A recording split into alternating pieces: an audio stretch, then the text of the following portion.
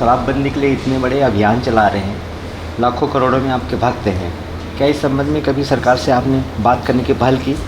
तो सरकारों से तो हर जगह आग्रह किया गया है, ज्ञापन भी दिए भी जाते हैं, मगर सरकारों द्वारा ज़्यादा कोई प्रयास इस दिशा में नहीं किया गया है। मगर संगठन तो अपने स्तर पर सभी जिलों में प्रयास कर रहा है। प्रदेश स्तर पर सरकारों को ज्ञापन भी दिए जाते हैं, जो भी कार्यकर्ता होते हैं सभी लोग मिलते भी हैं, जाकर के आग्रह भी करते हैं।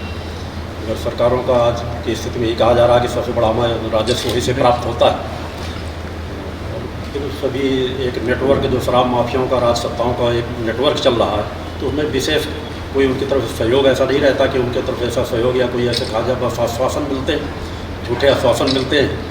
मगर उससे ज़्यादा हमारे द्वारा समाज के बीच ही कार्य किया जा रहा है। अगर सरकारें कोई मदद नहीं करती तो हम समाज को नशा मुक्त करा सकते हैं। उसके लिए डोर टू डोर हमारे कार्यकर्ता, स्वयंसेवी कार्यकर्ता सभी प्रदेशों में कार्य कर रहे हैं। स्थानीय स्तर पर क्या प्रयास होना चाहिए? स्थानीय स्तर पर तो हमारे जो कार्यकर्ता हैं वो अपने स्तर से कार्य कर रहे हैं, क्योंकि हम यही प्रयास कर सकते हैं, क्योंकि कानून को अपने हाथ में लेकर के हम उन पर कोई ऐसा आंदोलन नहीं चलाते जैसे कि हम शराब की दुकानों में कोई तोड़फोड़ करें या उन्हें रोकने का प्रयास करें। उसके लिए हम सरकारों से आग्रह करते हैं। मगर जो लोग नशे के ग्रसित हैं, शिकार, उनको हम नशा मुक्त बनाने के लिए हर जिले में हमारी यूनिट है, हर जिले में हमारे कार्यकर्ता कार्य कर रहे हैं। तो जिले में जो कार्यकर्ता रहे वो डोर टू डोर संपर्क कर करके जा करके लोगों को घरों में जाके नशा मुक्त के से किस तरह करना है, किस तरह के क्या लाभ है, उनके बारे में जानकारी बताई जाती है। और माँ के आशीर्वाद स्वरूप शक्तिजल जो दिया जाता है उससे लोग नशा मुक्त हो रहे हैं। तो इसका असर पड़ रहा है लोगों में? बड़े व्यापक पैमाने में आज करोड़ों लोगों को संगठन ने अपने प्रयास से नशा मुक्त किया है। और जहाँ जो नाजायज़ खेपे हैं वो हमने आज 1500 से अधिक स्थानों तो रिकॉर्ड के तहत हैं।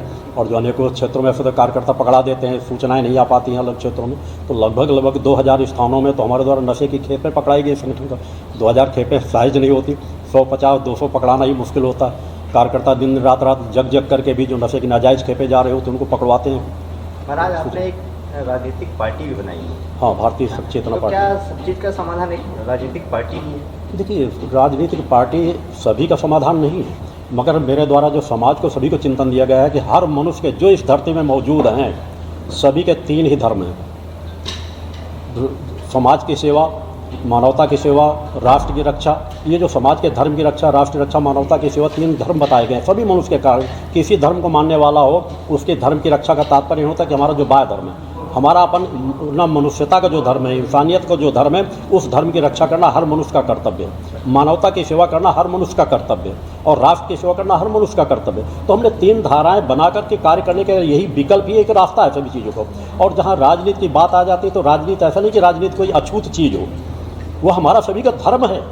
ये तीनों हमारे धर्म है। हर व्यक्ति जो है कहीं न किसी राजनीतिक पार्टी से जुड़ा हुआ है। और जब करीब 25 साल तक प्रयास करके देखा गया, सभी राजनीतिक पार्टियों से आग्रह कर करके न तो नशा मुक्ति में कार्य कर रहे हैं, न भ्रष्टाचार मुक्ति में कार्य किए जा रहा है, तो निश्चित बात होकर के एक राजनीतिक पार्टी का भी गठन किया गया कि हम तीनों धाराओं के माध्यम से समाज को संगठित होकर के जो अच्छे लोग होते हैं उन्हें मदद भी करते हैं। हमारा राजनीतिक पार्टी के गठन का तात्पर्य नहीं कि हम राजनीतिक पार्टी में चुनाव जीत करके तत्काल विधायक या सांसद बन जाए। खजूर के पेड़ की तरह किसी को बढ़ाना हमारा लक्ष्य ही नहीं। हमारा लक्ष्य है जिस तरह समाज सेवा के लिए संगठन का गठन किया जाता है उस तरह राष्ट्र रक्षा के लिए भी भारतीय शक्ति चेतना पार्टी का गठन किया गया है कि हम समाज को डोर टू डोर जाकर के समझाते हैं कि हमारे राष्ट्र के लिए हमारा क्या महत्व है, हमें राष्ट्र के प्रति क्या कार्य करना चाहिए, क्या नहीं करना चाहिए, किस तरह के लोगों को मदद करना चाहिए, किस तरह लोगों को मदद नहीं करना चाहिए। तो उन्हें कर्तव्य का बोध कराया जा रहा है और राजनीतिक पार्टियों को उसी संगठन के माध्यम से, राजनीतिक संगठन के माध्यम से समझाया भी जा रहा है और चेतावनी भी दी जा रही है कि आप लोग ये सुधार कीजिए जो गलत कर रहे हैं। भ्रष्टाचार समाज की तरफ भी किया जा रहा है, अपराधियों के साथ तालमेल जो इनका चल रहा है, अगर उसमें सुधार नहीं कर पाएंगे तो निश्चित है पार्टी भी खड़ी है जिसे धीरे धीरे करके पार्टी अपने जनाधार को निचले स्तर पर मजबूत कर रही है। उस दिशा में भी कार्य किया जा रहा है। मगर मेरे द्वारा कोई राजनीतिक चुनाव नहीं लड़ रहा। मेरा धर्म है, धर्म गुरु होने के नाते कि समाज को मैं मार्गदर्शन कर रहा हूँ। समाज को मार्गदर्शन करने का तात्पर्य है उन्हें 3 क्षेत्रों से सशक्त किया जाए। उस दिशा में पार्टी के शराब के खिलाफ लड़ना माने माफिया के खिलाफ लड़ना, तो आपको डर नहीं लगता कि आप माफिया के खिलाफ लड़ रहे हैं? देखिए, प्रथम चीज़ तो मैं माता आदिशक्ति जगजननी जगदम्बा का भक्त हूँ। माँ का भक्त कोई डरता नहीं, पहली चीज़ तो है। दूसरी चीज़, मेरा संन्यास्त का जीवन जीता हूँ, तो इस जीवन में आकर के अगर हम भयग्रस्त रहें किसी क्षेत्र से तो हम समाज में कार्य नहीं कर सकेंगे। निश्चित है आज माफिया सबसे ज़्यादा सशक्त है। हमारे कार्यकर्ताओं के ऊपर 1-2 नहीं सैकड़ों फर्जी मुकदमे दर्ज कराए गए। सैकड़ों कार्यकर्ताओं के साथ मारपीट की गई, जहां उन्होंने कार्यकर्ताओं ने शराब पकड़ाया, कहीं न कहीं घेर करके, यहाँ तक महिला स्वयंसेवी कार्यकर्ताओं के ऊपर खौलता हुआ तेल डाला गया, उन्हें जलाया गया, प्रताड़ना दी गई। मगर ये तो सहज प्रक्रिया है। समाज के हर काल में जब हम किसी अनीति अन्याय धर्म के खिलाफ आवाज़ उठाते हैं तो हमको कुछ न कुछ अपनी क्षति उठाना पड़ेगा। मगर अपनी छत से, अपने भय से या अपने मान सम्मान को खो देने के भय से हम समाज सेवा का जो सत्य का कार्य करना रोक दें तो ये किसी दृष्टिकोण से उचित नहीं। अच्छा, हम ये आप जिहाद को लेकर खुलकर बोलते हैं, मैं आपका प्रवचन सुनी हूँ अभी 2 दिन में, तो आपको ऐसी कुछ परेशानी तो नहीं होती ना? नहीं, देखिए मैं परेशानियों के विषय में कभी विचार भी नहीं करता, सोचता भी नहीं। जो सत्य है उसकी आवाज़ उठाता हूँ। मैं जिस तरह अपने धर्म का सम्मान करता हूँ उसी तरह इस्लाम धर्म का भी सम्मान करता हूँ, मगर जिहाद की मानसिकता जो डाली जा रही समाज में उसका पुरजोर विरोध करता हूँ, क्योंकि वो हमारे सनातन के लिए नहीं, मानवता के लिए जिहाद खतरा है, संपूर्ण मानवता के लिए खतरा। हम पूरे विश्व को आंकलन करके देख लें, आज जहाँ जहाँ पे दूसरे देश भी जिहादी मानसिकता से ग्रसित है, तो सब जगह। आपने कल अपने वक्ता में कहा था कि मुसलमान चाहे तो आश्रम में आके नमाज पढ़ ले, लेकिन मस्जिद हर जगह बनाए, हाँ। नियम के अनुसार हाँ। बनाए। जिहाद तो मतलब क्या होता है, उसका डिफिनेशन क्या है? नहीं, जिहाद वो कहते हैं जहाँ पर हम दूसरों के धर्म के लोगों को काफिर मानते हैं, कि जो हमारे धर्म को नहीं मानते वो काफिर हैं, उनकी हत्या कर देना चाहिए उनका। मगर आज जो इस्लाम धर्म के लोग जिहाद 90% लोगों को पढ़ा रहे हैं, वो सिर्फ यही कह रहे हैं जो काफिर उन्हें मारो, जो अपने धर्म को मानने वाले नहीं उन्हें सताओ।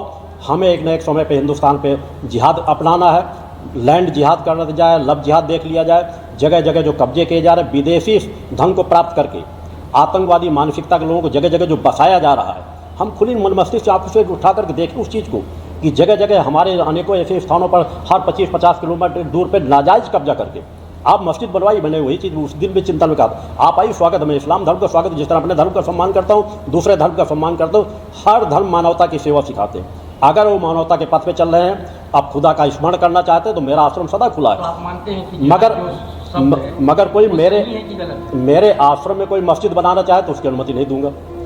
जिहाद शब्द सही है कि गलत है आपके अनुसार? जो मानसिकता समाज को दे दी गई वो गलत है। तो मुस्लिम धर्म गुरुओं के लिए क्या संदेश देना चाहिए? वो संदेश मैंने मंच से भी दिया सभी जगह कि उनको सजग होना चाहिए कि अपने इस्लाम धर्म को बदनाम होने से यदि बचाना है, और धर्म को ही नहीं बचाना, धर्म हमारा केवल उन्हें सर्व मानवता से जुड़ करके बनता है। जो युवा इस्लाम धर्म का युवा वर्ग के जो बच्चे हैं वो जिस तरह के मानसिक उनको वही चीज़ पढ़ाई जा रही है, जिहाद के बारे में पढ़ाया जा रहा है कि हम दूसरों को जो अपने धर्म को नहीं मानते उनको काफिर माने, उनको जितना सता सकें, जितना प्रताड़ना दे सकें, जितना दंड दे सकें, उतना हमारा खुदा प्रसन्न तो होगा। आप ये मानसिकता देगी। मीडिया के माध्यम से जिहाद का सही डिफिनेशन क्या है, मीडिया को बताएंगे? जिहाद का तो हमने कहा, हम कहा जिस तरह हमारा मानवता की सेवा समाज से बताया जा रहा है कि समाज को सही ज्ञान देना, ज्ञान शिक्षा देना, ये होना चाहिए। मगर इसकी जगह उन्होंने जिहाद की परिभाषा ही जब पूरी बदल डाली है तो ये तो उनको बताना पड़ेगा, उनको धर्मगुरुओं को बताना पड़ेगा।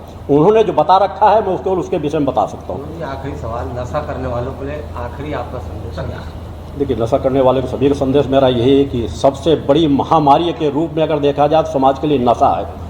यदि हम अपने आप को नशे से मुक्त कर लेते हैं तो हमारी जो व्यापक क्षमता है शरीर के अंदर है वो प्रभावक होती है। किसी घर में अगर एक व्यक्ति नशा करना प्रारंभ कर देता है तो पूरा घर तहस नहस होता चला जाता है। बच्चे शिक्षा नहीं प्राप्त कर सकते, पत्नियों को प्रताड़ना वहाँ पे मिलती है, घर का विकास रुक जाता है, धन की जो हमारी क्षति होती है। तो अगर घर का एक व्यक्ति भी नशा मुक्त हो जाता है तो विकास के पथ पर वो घर सदैव बढ़ता चला जाएगा। शिक्षक क्षेत्र बढ़ेगा, स्वस्थ रहेंगे, मानसिक स्थिति अच्छी रहेगी, सामाजिक व्यवहार दायरा अच्छा होता चला जाएगा। तो मेरा सभी से आह्वान है कि नशा जैसी महामारी से सभी लोग दूर रहें। हमारा संगठन भी इस दिशा में कार्य कर रहा है। मैं सभी संस्थाओं से भी आह्वान करता हूँ, हर व्यक्ति से भी आह्वान करता हूँ एक संदेश और दिया है कि नशा मुक्ति के लिए सभी लोग मिलकर कार्य करें। बेटी और बहुओं के बारे में एक संदेश दिया, हमें बताया आपने कि बेटी और बहू को कैसे समानता दें। हाँ, निश्चित मैंने कहा सभी को आज छोटी छोटी जो बातें होती है, घर घर में जो लड़ाई या साल 2-2 साल में संबंध टूटते चले जा रहे हैं, कि थोड़ा सभी लोग विचार करना प्रारंभ करते हैं। हर व्यक्ति आज अपने कर्तव्य की बात नहीं करता, अधिकार की बात करता है। और अगर हम अपना कर्तव्य की, बहू का क्या कर्तव्य है, अधिकार है, दोनों चीज़, मगर अधिकार से अपेक्षा हम कर्तव्य पथ पर चलना शुरू कर दें। एक सास का क्या कर्तव्य होना चाहिए, बहू का क्या कर्तव्य होना चाहिए, कर्तव्यों को कार्य करना शुरू कर दें तो हमारे अधिकार सहज भाव मिलने शुरू हो जाएंगे। थोड़ा थोड़ा सभी को एडजस्ट करना ही पड़ेगा, इसके अलावा कोई रास्ता नहीं है।